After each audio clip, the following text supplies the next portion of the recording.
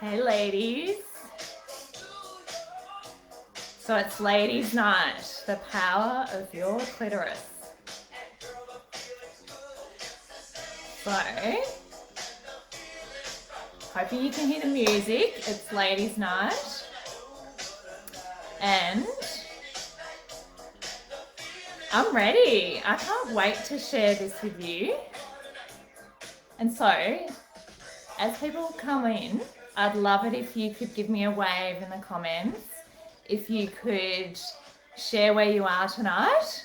I'm in Melbourne, in isolation, in our study. Woohoo!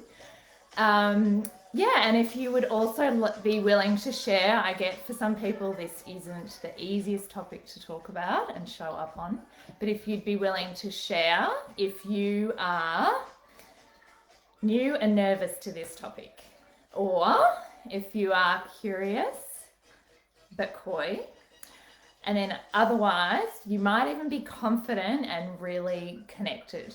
You are totally across this and you're ready for just connecting with a bunch of women who are interested in this topic. So I'd love it if you could share. I'm hoping we get some interaction tonight. Hi, Leash. But I also appreciate 12 months ago, I would never, ever have shown up to something like this live. I was barely on Facebook 3 years ago. So, yeah, very shy when it came to talking about these sorts of things. So, my name's Penny van der Sluys, and I'm the founder of Always in Your Corner and recently Discover Your Wild. And I wanted to share 12 months ago, I was sitting around with my beautiful friends in a women's circle, and we meet and have been meeting for 3 years frequently, fortnightly. Early days it was weekly. And I revealed after 3 years that I felt really frustrated that I couldn't talk about my desire in my marriage, that I had more desire than my husband. I had never shared with anyone that I masturbate and I enjoy masturbating and I have all my life.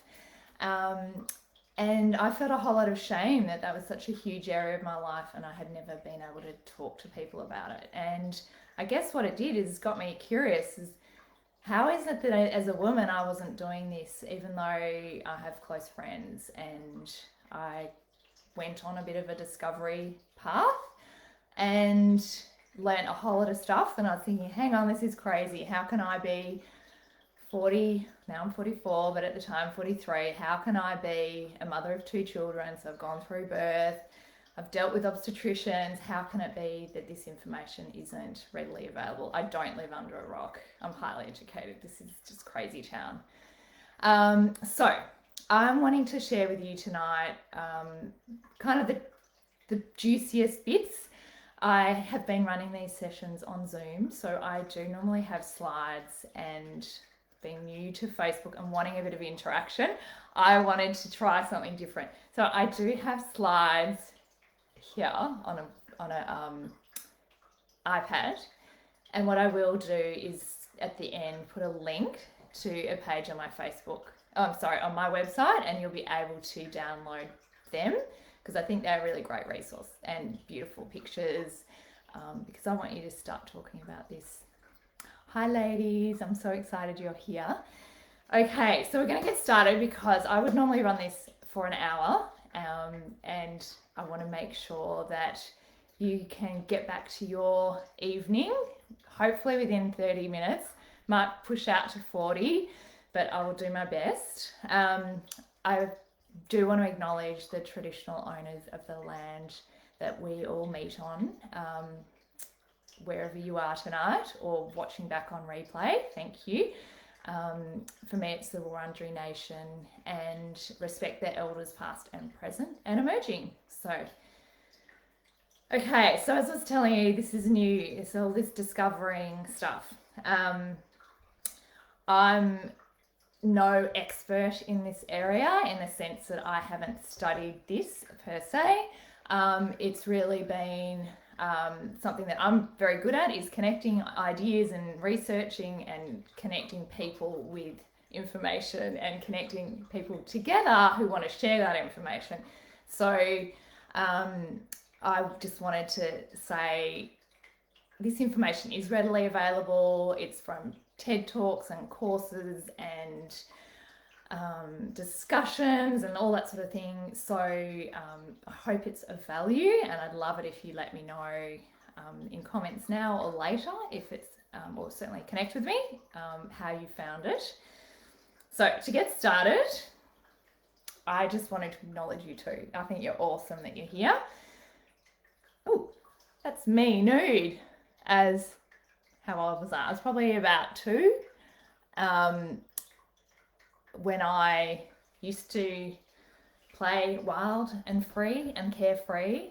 And I guess one of the things that I've discovered in my discovery of wild is that our youthful self, when we were born into this lifetime, has all the answers. The part of us that hasn't been constrained by shame, and I'm incredibly passionate about us sort of rediscovering that part of ourselves.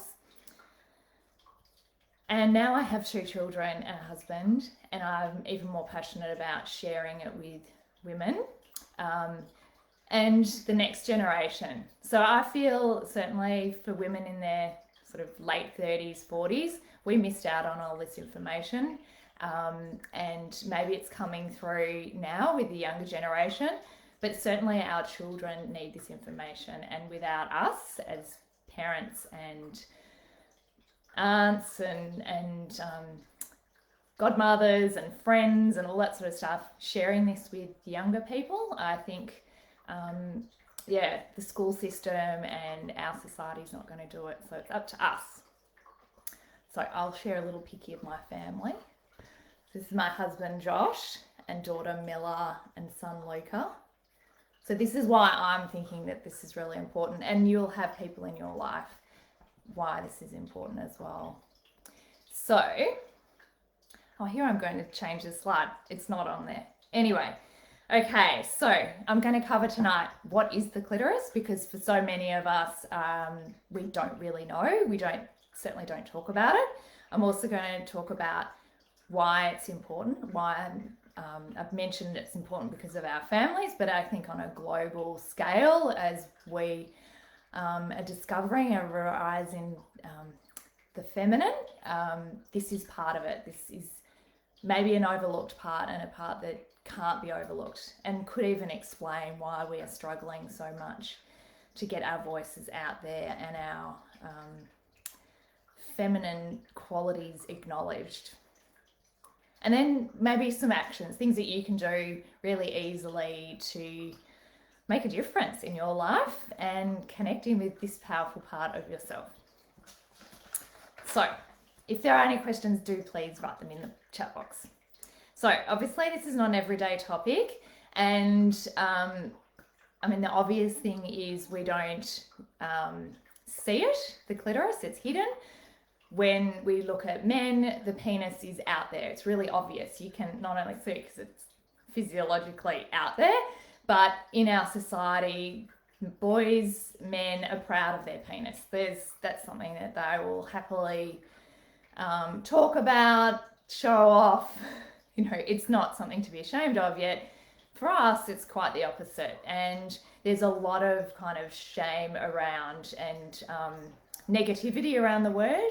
So cunt is probably the most offensive word out there. Pussy also is another word that is used derogatorily. And we're sort of, me and many other women are realizing that we can reclaim those words and take them back and recognize that for many, many years that they actually had a beautiful origin and that we've lost those. So as an example, the clitoris, I'm going to refer to some notes, came from the Greek word meaning key. It also perhaps the key to our pleasure. It also means little mound or little hill. So that's what we know of the clitoris or have for so long. So there's this origin of actually nothing offensive, yet we've kind of become offended by it. Hi, ladies. Oh, so many lovely comments. I'll have to catch up on them. So yes, we've got so much sort of misinformation around the clitoris. And here's where I've got to show you a picky. So we only know the tip of the iceberg. The clitoris, as we see it in pictures, is at the top of the picture of your vulva. It's seen as outside and a pleasure button, maybe you might know it as. But what we've discovered, and this is only recently, so 2005, which in terms of medical research and our evolution, 15 or maybe 15, 14 years ago, it was published that our clitoris is a huge, maybe not huge, an internal organ much bigger. So our clitoris is actually the whole iceberg and not just the surface. For so long, we've just been looking at it as what we see on the outside, and there's this beautiful structure. This is an artistic impression of it, which is a beautiful big wishbone. So our clitoris is an internal organ, very much like the penis, but internally placed around our vagina, which for so long we've been misnaming, which is another reason why we need to kind of start talking about and educating in this space. So this is an artist's impression. Her name's Sophia Wallace. She did a TED talk called Clitorisy, and her intention behind that talk was to use her artistic kind of voice to expose how much misinformation we have around this important part of our body. That's a very beautiful picture. So let's look at what it really kind of looks like. And this is in comparison to the penis. So the penis is the bigger one. And I can't tell if it's left or right on your screen. Yes, the penis is the bigger one, with the external part being the bit that's hanging out there. But the clitoris is smaller, and as you can see, same, but different. So what we've got is a part of our body that started as we were all fetuses, the same, and then as we've either have male genitalia or female genitalia, it's evolved slightly differently, but all the different parts have very similar names. There's similar sensitive tissue. And as for size, our clitoris can be between 7 and 11 centimeters inside of us, which is pretty huge, really. It will wrap itself around. So I'll go back to the little picture again. Those little leggy pieces, there, will wrap themselves around your vaginal wall and in towards your uterus.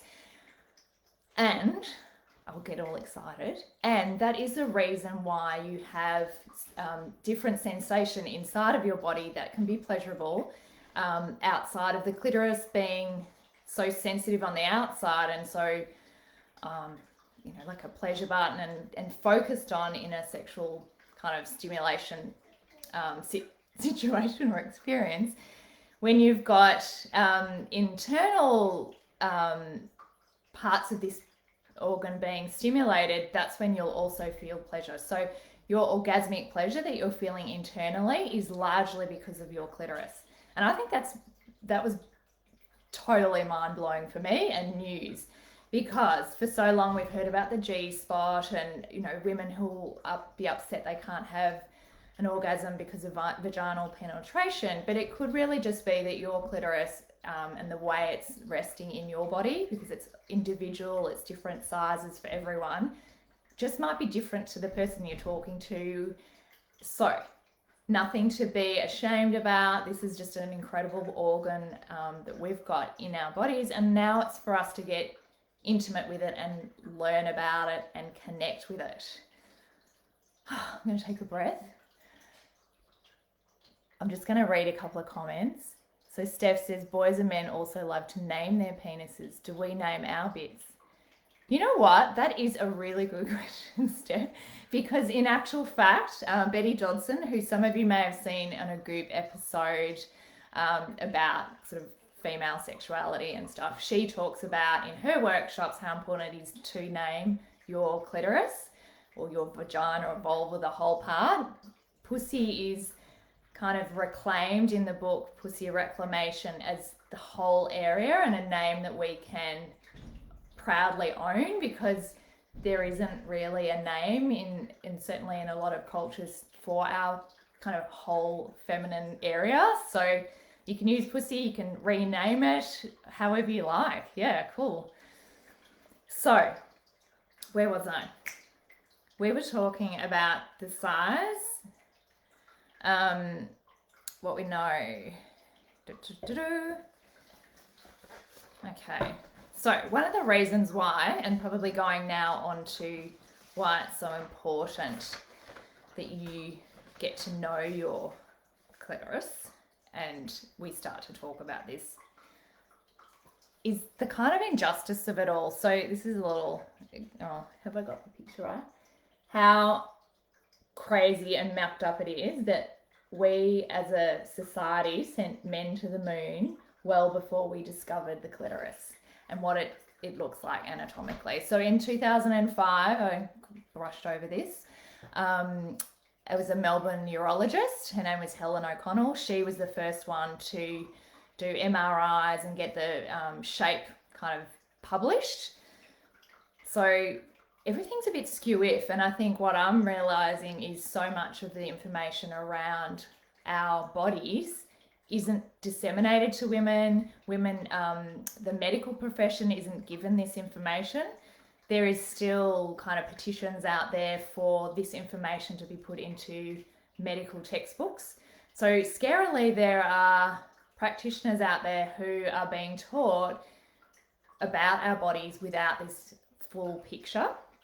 And I think if you were, you'd be actually quite horrified to think that there might be people advising you, or you're making decisions about these parts of your body without that information available to you. So really important that we know about it and that we start sharing this information with other women.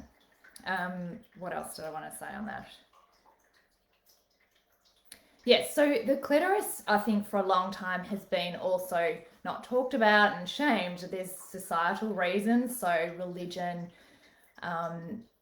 might have, had a huge part to play in that, because the clitoris was considered just a pleasure organ.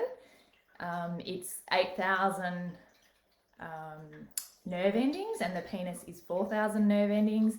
It doesn't have, like, in the book Pussy Reclamation, she calls it a multi-purpose tool. So the penis has a lot of purposes: to urinate, to have sexual function, and for us, probably something else that I've forgotten, but for us, the clitoris really does have just the purpose of being a source of pleasure for us and for them. And that's also perhaps why, when it comes to telling people about it, they don't want women to have pleasure.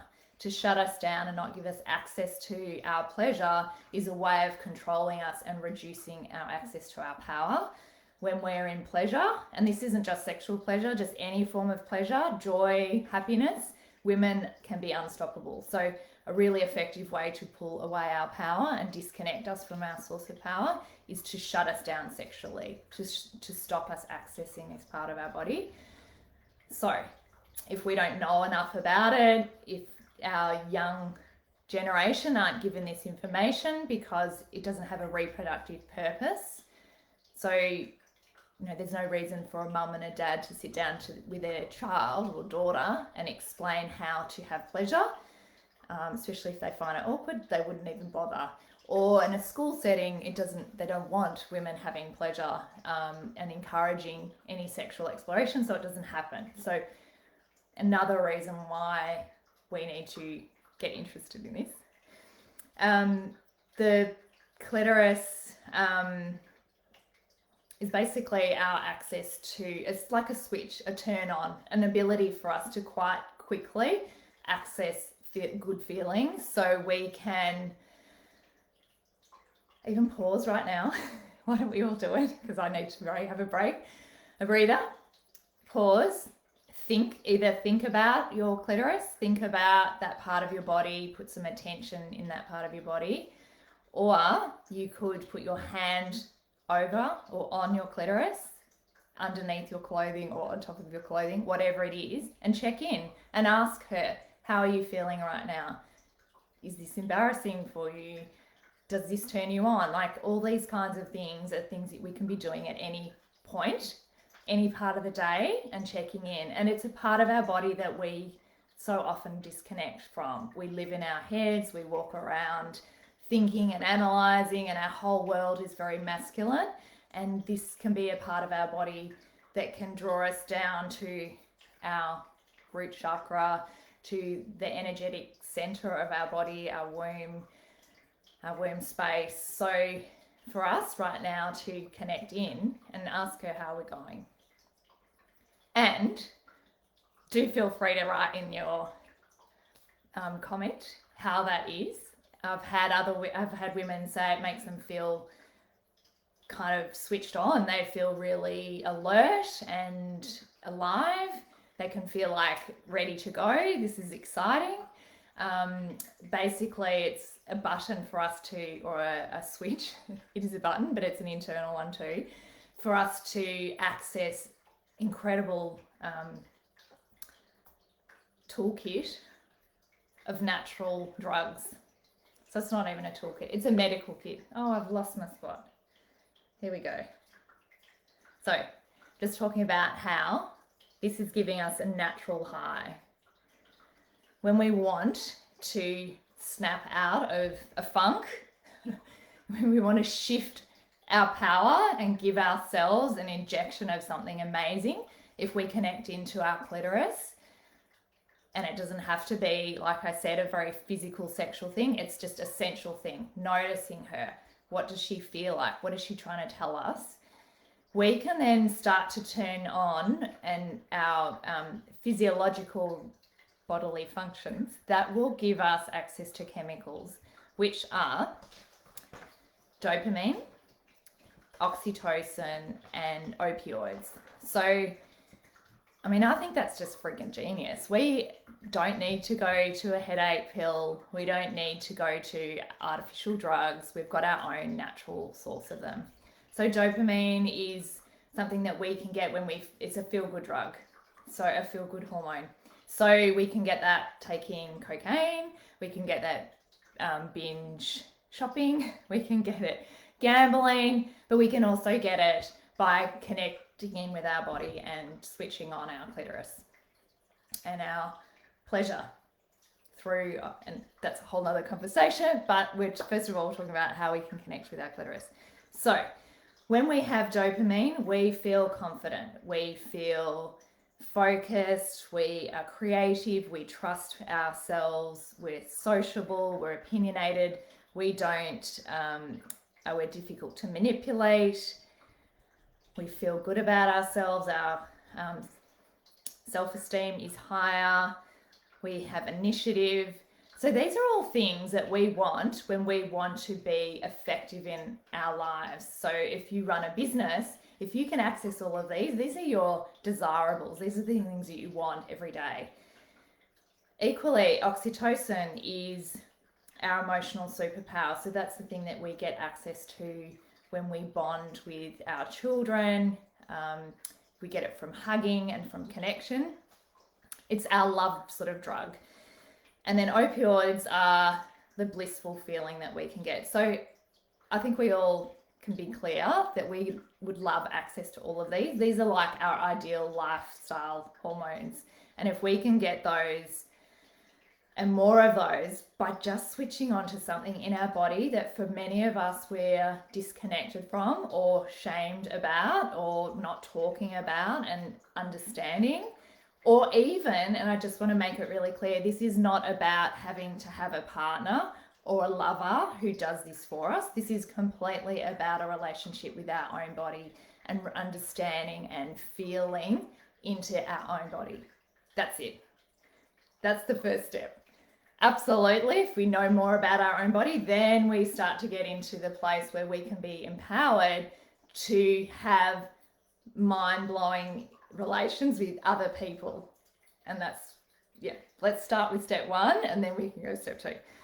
Okay, so we also feel with oxytocin calmer, and we can feel intuitive. So yeah, as I think it's pretty clear, a natural high is available. The other thing that's available through our clitoris and through a connection with it is a spiritual high. So there's a lot of belief that, well, for starters, we started our life through this part of our body. We came through a womb. We've come through this vaginal canal to be brought into this lifetime. So that's quite a spiritual connection. When we orgasm and we feel bliss and we're in flow, you're in another state. You can be transported beyond your senses. And in tantric sort of beliefs and stuff, that's a way of reaching, you know, our inner godliness. And don't we all want that? So I'm gonna have another breather. Has anyone, oh, I've got all these beautiful comments, thanks ladies. So I'm wondering where I was at to with the and how I'm going with time. Oh my goodness, time is flying. Okay, so I've talked about why it's important and what's available. So this is our switch that we can plug into at any time. The other reason that I think it's really important, and I have touched a bit on it, is how disadvantaged women are because we don't have this relationship with our clitoris. So there's a quote that Sophia Wallace uses in her TED talk. So democracy without clitoracy is fallacy, which is a beautiful pun, but basically is saying if we want equal rights and we believe we have a striving for equal rights, we can't have it unless this part of our lives, clitoracy, understanding what it is, being educated about it, sharing it, and then accessing it and having no shame around it. If we don't have that, there is no way that women will have equal rights in this world. There are women around the world, 140 million of them approximately, who have their clitorises mutilated. It's just horrendous that there's women that are ashamed, you know, not getting access to it. And then we in the Western world we've lived through a sexual revolution of the 60s. We do have access to this information. We can buy sex toys. We can speak freely. We have all these abilities, yet even now I feel, and I felt incredibly nervous about even putting this topic out a few months ago with my community, and then to come out here again into this Facebook group and share about it. Like, why is it so unusual? This is what's crazy. We should all be talking about it. It should be like our arms or our legs or whatever. Everyone should be knowing about it.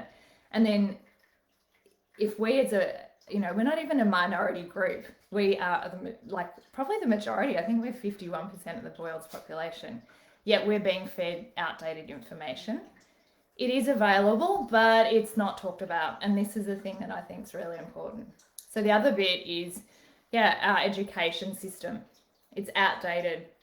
So our kids, and I've talked to many women about this now, are still being told information. So maybe they might be lucky enough to be at a school that will give them the correct anatomical picture, but there's no one encouraging sexual exploration, to go to their children and encourage them to have an experience with their body, to say it's absolutely safe and fine for you to explore and encourage that. Like, that is the next step. That is what we need, so that then there's no fear around our children being exposed to porn or not understanding the barriers and getting into difficult situations with partners or sexual experiences, because they will know their body, they will understand and know what it is, and it's important. And masturbation is the key to that, and we're not talking about that either. And if you can hear my dog eating something out of the rubbish bin, sorry about that. So essentially, it's up to us, ladies. It's up to us to connect in with our clitorises. I would encourage daily several times a day if you can, while you're driving the car, while you wake up in the morning, when you are in the shower. There's all sorts of different ways you can connect in and say hello.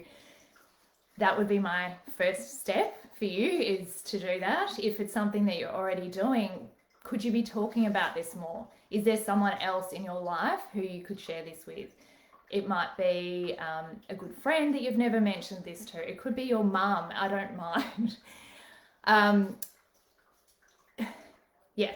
And then, you know, if this is something that you already share with your friends and stuff, could you connect in with me or a network of other women, and let's just blast this out into the world in a way that will shock and surprise people. But that's actually what's needed right now. This is it. This is how important it is. And so I wanted to leave you with, what will you do to access your power? That's the question.